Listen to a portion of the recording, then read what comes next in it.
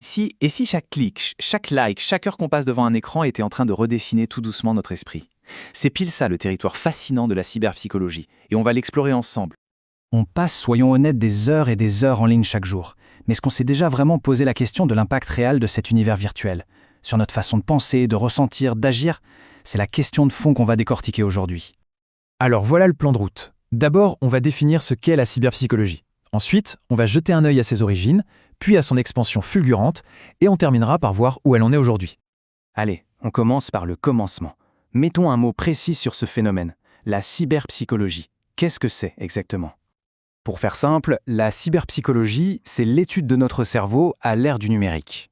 Elle cherche à comprendre comment nos interactions quasi permanentes avec les écrans, les applis, les algorithmes, comment tout ça vient moduler nos pensées, nos comportements et même nos relations avec les autres.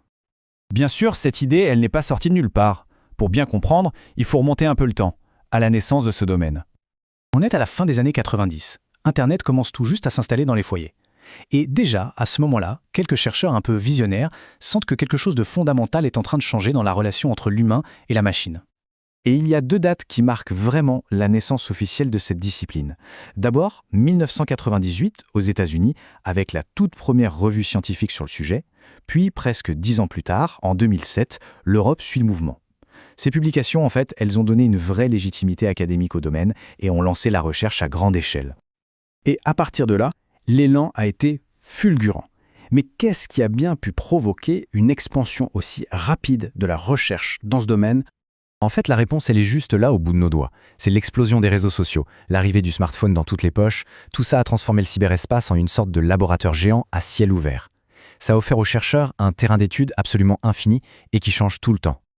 Et donc, très vite, des grands sujets de recherche ont émergé. On pense bien sûr à l'addiction numérique, à la cyberviolence, à la façon dont on se construit une identité en ligne, ou encore à l'impact des jeux vidéo. Ce sont des thèmes qui, aujourd'hui, sont vraiment au cœur des débats de société. Ce qui nous amène logiquement à aujourd'hui. À quoi ressemble le paysage de la cyberpsychologie de nos jours?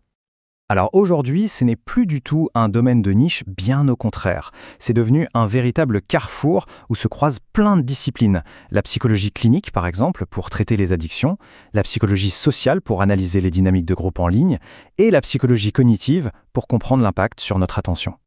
Au fond, la mission de la cyberpsychologie, elle est très claire. Il ne s'agit pas juste d'observer, mais de comprendre pour pouvoir agir. L'objectif ultime, c'est de réussir à orienter la technologie pour qu'elle soit au service du bien-être humain, et pas l'inverse.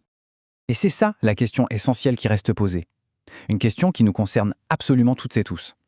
Car la cyberpsychologie, finalement, elle nous rappelle une chose importante. On n'est pas juste des utilisateurs passifs. On est aussi, et surtout, les architectes de la place qu'on décide de donner au numérique dans nos vies.